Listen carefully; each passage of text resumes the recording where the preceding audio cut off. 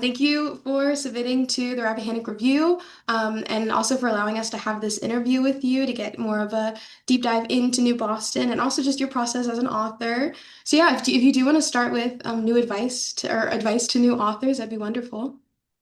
Yeah, I have sort of a top 11 points for new authors. Hmm. And it's something that I wish I had known about before I got to the MFA program in San Francisco State. But here they are. Number one is I like Fitzgerald, and I was reading his autobiography. And the one thing that stuck out to me is very simple is begin with a poem. He said the poem is a good place to start for any writer because it teaches you how to be concise. And it's that concise language that will lead to all the other genres.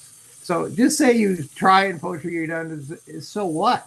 The main thing is to try and to learn to write a poem if you can and apply that. You can take that. That's what I did. I started out as a poet and I said, hey, while I'm in my master's program, you have a duty to yourself to apply what you've learned in poetry to all the other genres. So you should be writing stories, you should be writing novels, you should be writing screenplays, you should be writing plays, etc. They're all connected. And that was what I rebelled against in the master's program is the are the professors trying to pigeonhole you? Oh, that guy's a poet, or that.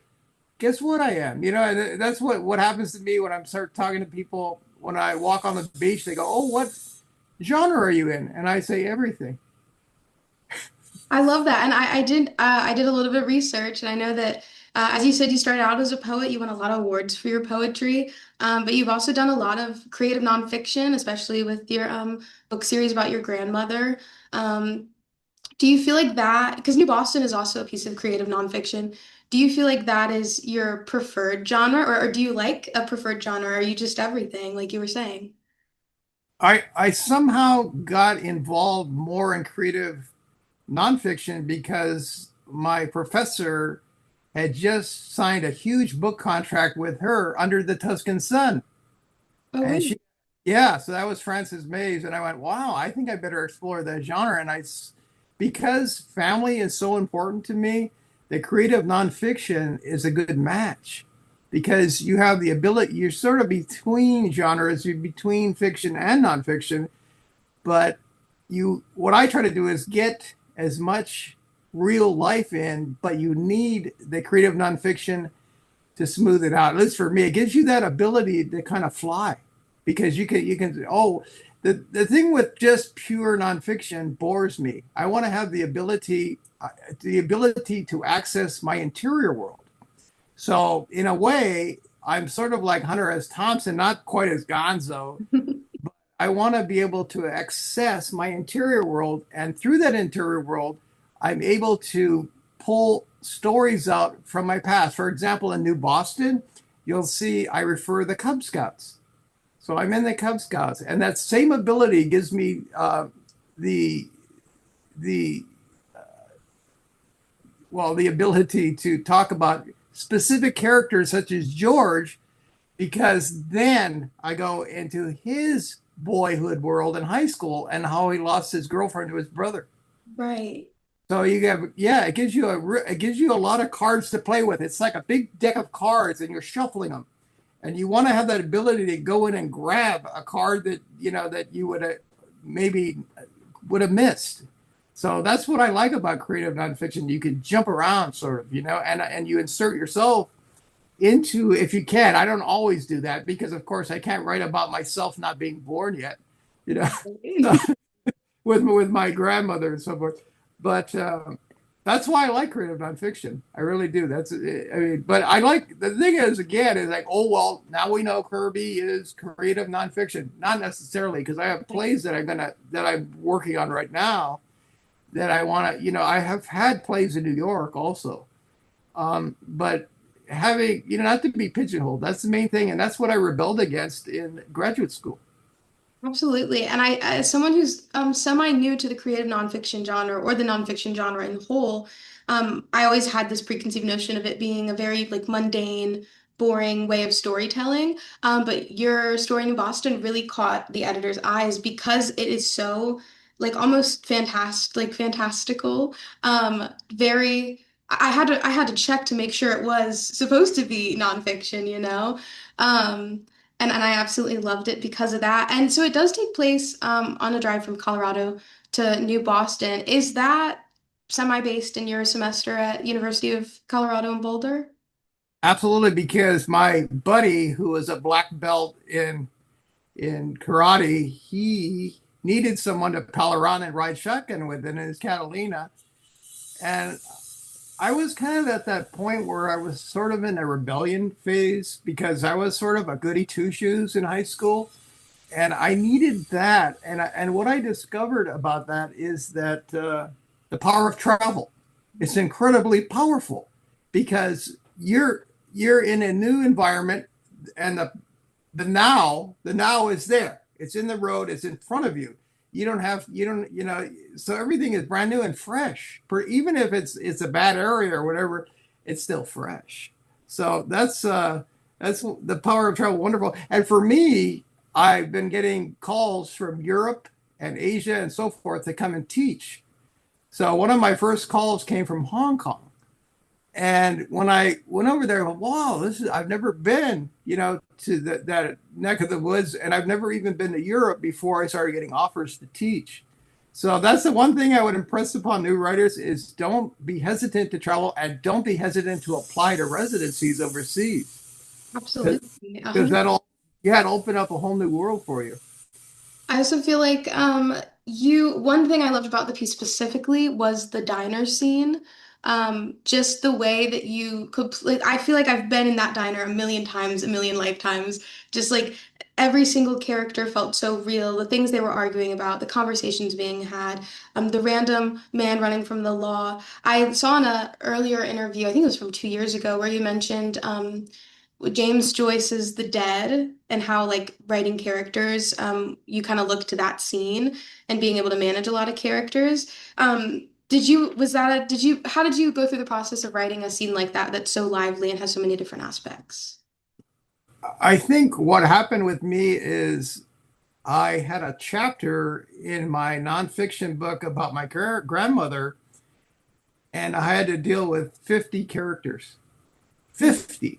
And I don't mean just, brushing small brushstrokes. I'm talking about getting into their heads. And that experience, writing from that perspective, helped me with this on the road story because you got so many people suddenly at any given time. As a writer, you should be able to adapt to that and write about it. Absolutely, yeah. And I think you captured that incredibly well. I wanted to go into more of the theme of New Boston.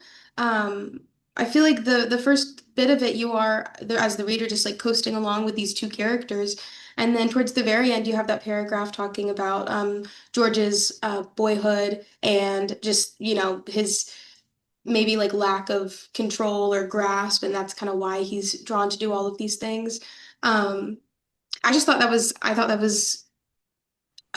great. And was that your goal to kind of like capture this like almost ghost town feeling of like somebody growing up in a small town, especially in the South? I think I was influenced in that chapter by two writers. One was Sherwood Anderson, Winesburg, Ohio, and the other writer is Sinclair Lewis with Main Street. Those what I'm and this is something I'm struggling with right now. Where do I end up living? Do I end up living in a city, a small town, a big city, whatever? And reading those books about small towns makes me not to want to ever be in one. because because what you have is what I discovered, especially in New Boston, is you have people that know each other almost too well, and their lives revolve around routine. Let's all go and meet at this, blah blah blah. There's a football team. Every small town has its own little team and so forth and so on. But I thought that I feel that can be dangerous to a writer because everything is mundane. Everything is the same. and that's what happened with the main character in Main Street, Sinclair Lewis, because her name was Carol. She didn't. She was just flummoxed. She didn't. She wasn't accepted because she was perceived as an outsider. She married the town doctor. And of course the women were jealous of that because they all wanted to marry the town doctor. And she was an outsider, and she was lived a life of agony. She was in absolute agony. Um, I didn't. I've never read anything more agonizing about a woman being married to a doctor since Charlotte Perkins' Gilman the Yellow Wallpaper. I just read That that woman, for a class, actually. that woman was married to a doctor and one basically insane because Yeah. she started seeing faces in the wallpaper. Hmm. So so I think that small towns are great, but on the other side of the coin, I think if you really want to expand and try a lot of different things, that a small town can also be dangerous. I think it's both. I think you can find some great characters, but I also think it's dangerous because you're not exploring all of the world. You're in one little niche. So and that's what I discovered on the trip is that all these different towns, all these different cities and so forth. That was interesting to me, and it's sort of like in Hawaii we have leis and we string the lei, and each one of those flowers for me was a city. So I had a lei by the time I finished the trip, and I wore that lei, and I still wear that lei because I remember almost everything. And the weirdest thing about it all is memory, because I would, how the heck is this guy writing about stuff that happened 40, 50 years ago? But but there was this need in me to do it. But the funniest thing, that the first bit of writing that I did about the chapter, I mean about the trip, were all my English professors were saying, "We're going to flunk you out. You've missed 2 weeks of school. Can you come up with 3 papers in a week?" And I'm back in my dorm room at Baker Hall. I'm going, how am I gonna? What am I gonna write about? Hello, write about the trip. It's right there in your head. So that was the first story I turned in. Um, I got it back, and they said, because the professor wrote, because I didn't want to mar your paper with marks, we should have a special discussion about this. A, he gave me an A, and he says, "You got any more?" And they're not mad anymore all of a sudden. Right. But what happened too, for me personally, is I sort of had a falling out with George, and part of this is bad what I did to myself. I rebelled against him, and hurt myself because I should have been writing those stories, but I didn't want him to have that. It's like, because you're a jerk now, I don't want to share that with you. But then I started figuring it out and going, what did I do that for? This is part of your life, and you should write about it. So that's how I came back to it. And then we talked about Jetty, my story about the quarter horse, Mhm. and that the success of getting that out in a novel, not a novel, but in a nonfiction piece, but the success of that allowed me to go even deeper into my memory. And that's what's surprising, and that's what I'd like to share with writers, is the power of memory. And the almost, you have a duty to write that down. Don't close the door. Don't always be looking for something in the future, whatever. Go to your past, and you can harvest a lot of interesting material and find out about yourself. Right. I absolutely love that. I think a lot of writers tend to, like you said, look more into the future, into the now because it feels fresh. But I think the reflection of writing about your past can create more of an authentic story. Yeah. Absolutely. Do you want me to run down a few more things for advice? Absolutely. Yeah, if you're willing. Okay. Yeah. The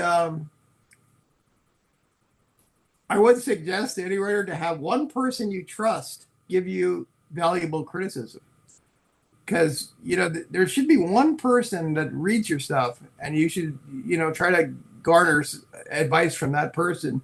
Another is, don't be overly concerned with criticism in workshops. That's what I got.